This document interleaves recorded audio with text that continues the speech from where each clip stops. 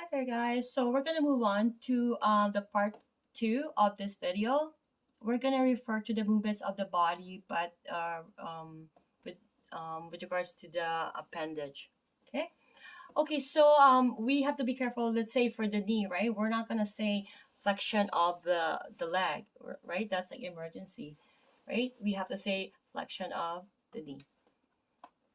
Okay, so we're gonna refer to that. So we're gonna start with flexion of the fingers. So we're flexing the fingers and we're extending the fingers. Okay, so right, we have that established. So extension is movement that straightens or open a joint.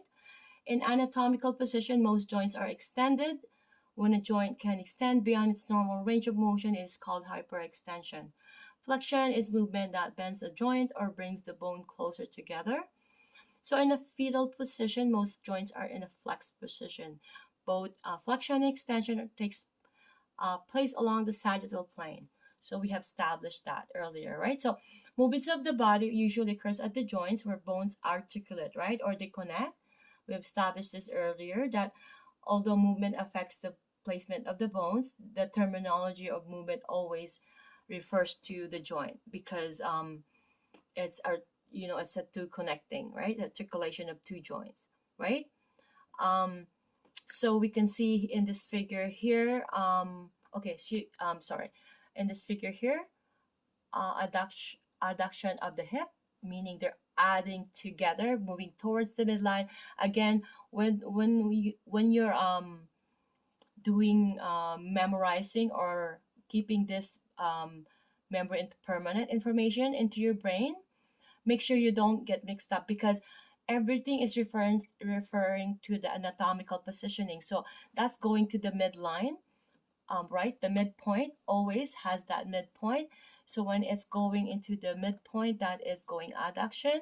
When it's going away, remember when they took away a son, let's say your son, they took away your son, they abducted, so it's abduct, right, of the hips, and then that's the opposing action of that. So now we're moving towards this image here, the medial rotation of the shoulder.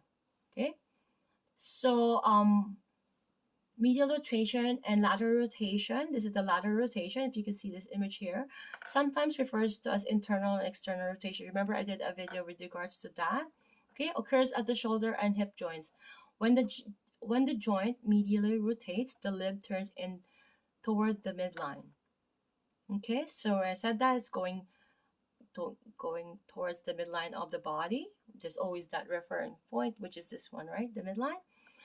And when the lateral rotation swings the limb away from the midline. Okay, and remember also that I have mentioned earlier about the rotation, which occurs usually in the rotation in this point here. So rotation pertains only to the axial skeleton, specifically the head and vertebral column, right? So rotation of the head and neck occurs as the driver turns to check whether a car is coming from behind in the next lane. These movements happen along the transverse plane. Okay, I hope that you still remember your transverse plane because those are important. Now we're gonna go to the this next image here. This one, remember, I mentioned that the shoulder is the a ball and socket joint that has could that has the capability of doing all the planes of movement, including circumduction. Okay, so circumduction, I'm just going to read something here, is possibly only at the shoulder and hip joints. It involves a combination of flexion, extension, adduction, and abduction. Together, these actions create a cone shape movement. Swimming, the backstroke requires circumduction at the shoulder joint. You can see the yeah, you can see that image there, right? Okay, so now we're gonna move ahead to this image here. This is this guy here is doing a lateral flexion. Okay, so he is side lying, and lateral flexion occurs only at the axial skeleton. For example, when the neck or vertebral column bends laterally to the side. Keep in mind that the lumbar area, right? The lateral, right? The QL does that, right? Quadratus lumborum. Okay, so now we're moving to this image here. This is referring to the scapula. This is elevation of the scapula particularly. So as you can see, the arrow there in the scapula is going up, right? It's elevation and depression of the mandible in the next image here. So it refers to the movement of the scapula and the jaw. Okay, so elevation is moving superiorly going up. Remember that, right? And inferiorly is moving down. So when a person is down, they are depressed. Remember that word? When a person is depressed, they're down. So keep that word integrated. Inferior, down. Depression is movement inferiorly, going down. Okay? I think from now on, you're going to remember that. So now this one made me really have to really remember this when I was a student. It gave me confusion, these two. Okay, but I'm gonna give you something to remember, that if your palm is up, you're holding a soup bowl.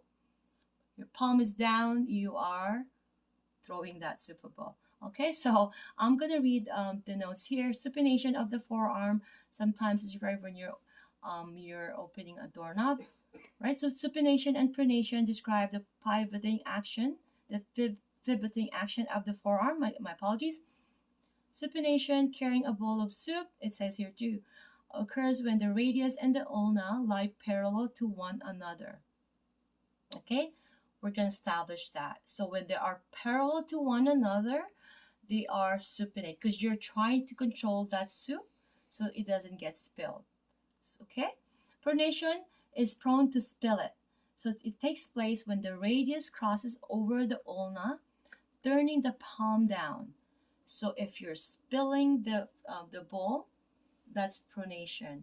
So keep that in mind so you remember, you don't get confused with that, because this honestly confused me when I was a student. Supination and pronation also occur at the feet. Okay, so those that also during my exam, I remember before, oh gosh, it was kind of challenging for me, because when you stretch your client, you're not only have to remember all the arteries and veins and lymph nodes. You have to remember, you have to be careful and do no harm, and you also have to remember your positioning, because to stretch and to do your proper angle and resting positioning, right? So many things to remember, but this really gave me a very challenging position, but I passed. So okay, so the name of many bones, bony landmarks, and muscles may initially look and sound foreign. They are. Most anatomical terms are Latin or Greek. However, the source of a story behind the terms can help to clarify their meaning. Take the phrase infraspinatus fossa of the scapula, right? So infra, there's like, if you dissect them, to be honest, like even like all the places, physiology, the ligaments, if you dissect them, you will find what it does, where is it located. Okay, so infraspinatus fossa of the scapula is a flat bone of the shoulder. In Latin, scapula means shoulder blade, right? That's why we refer this usually, right, when we're talking to our clients, usually, right, it's common name. So fossa, it translates as a shallow depression, right? Like usually it's like a fossa, right? Infraspinous is a directional term, like north or southwest. So it's giving you an instruction. Why? Because the word infra, right, is giving you that indication of where you should go, directional term. So it means inferior, infra, to the spine of the scapula, right? So the spinous, right? Spinous meaning, the spine, right?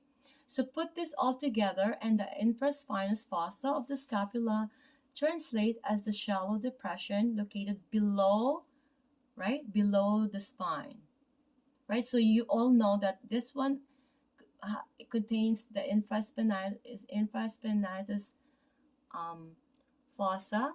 It contains the infraspinous muscle. Therefore, this is the supra. It contains the supraspinous muscle and spinous fossa, right? Supraspinous fossa, right? And in the back, vice versa.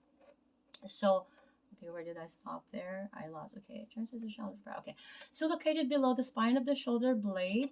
Keep an eye peeled for translation and photogenic description at the bottom pages. Okay, I'm gonna do another continuing video. I'm gonna because actually, okay, I think actually I'm gonna finish this. I'm gonna just continue in one video. My apologies again. So depending on the structure being palpated, right, Trail Guide will ask you to position your partner in a few different ways. Let's say your partner is in supine position. So it's to lie face up, okay? So you will refer to your client to lie face up. A bolster behind the knees might be nice for your partner. Keep that in mind for your client care. Okay, so prone is to lie on the table face down. Sorry, I'm trying to rush this, but it's very self-explanatory. A bolster again behind the ankle is nice for this position. Again, for client care. But prone is to lie on the face on the table face down. Okay, supine face up, prone face down. Okay, for sideline, consider a bolster between the knees and a pillow under the head. That's very self-explanatory. We're gonna go forward to the foot. Okay, inversion and inversion. This really, as a student, it really confused me as well. Thank God I was able to dissect it and read it and study again. Do not let yourself be stuck with one thing. It will lead to a cycle of you being stuck. Okay, so again, I've said that many times. So inversion and eversion occurs as a combination of movements of several joints of the feet. Inversion, it turns in, so it elevates the foot medial side. So it elevates the foot, the the the toe, the big toe. It's going up, is going medial side, and brings the sole of the foot medially. Eversion turn out. So it elevates the foot's lateral side. The lateral side is what is this is the medial and this is the lateral. Okay, so it elevates the foot's lateral side and moves the sole laterally. Okay, so we have established that, right? It moves the arrow going up. You see that this lateral side is going up. This medial side is going up, right? So we have established that, okay? So now we're going ahead with, this is very easy, plantar flexion and dorsiflexion. Only refer to movement at the ankle. This is very common. So plantar flexions, I'm just going to read this, performed by moving the ankle to point your foot into the earth or stepping on a car's gas pedal, okay? Dorsiflexion is the opposite movement, such as moving the ankle to left off the gas pedal, okay? That's plantar flex. This is dorsiflex. Dorsi is off the pedal. Plantar flex is on the pedal, if you want to do it that way. Or toe going up the ceiling, that is dorsiflexion. Toe going down to the floor, that's plantar. Whichever you can remember, it's better for you. Okay, so now we're going to go ahead with this image here, the protraction and retraction. Okay, so protraction is when the mandible, keep that in mind that this is the only one moving when you're chewing, you're opening, you're talking. This doesn't move. Okay, so when the mandible goes in front of you, moving forward in front of you anteriorly, moving protraction. You see the arrow there? When your mandible is going to your back, like remember the word retraction, like a retro. When retro, right? Like all going backward, retro. So retraction. So it's going back. So keep that in mind. So protraction and retraction pertain to the scapula, clavicle, head, and jaw. Protraction protrude, occurs when one of these structures moves anteriorly. Retraction, retreat is movement posteriorly. Okay, so we're going to go to the last one here. Deviation means to wander from the usual course, right? So lateral deviation occurs at the mandible during talking or chewing. Sometimes there's a medial deviation, they're saying, in the TMJ, or the mandible, but it's, I believe it's a misnomer, but you have to do your own research. There's only one deviation, which is referring to the lateral deviation of the mandible when you are doing talking or chewing. Okay, so it's not here in this book, but I've heard it, but you can do your own search. Okay, so opposition, this again happens only at the carpal metacarpal joint of the thumb. It occurs when the thumb pad crosses the palm toward the last pinky finger. Okay, so we have that ability as a human being, right, to touch all the tip of our fingers. The monkeys cannot do that. Okay, just want to double check if I'm at my last step. So this one I have did this video. Thank you so much, and see you in the next video.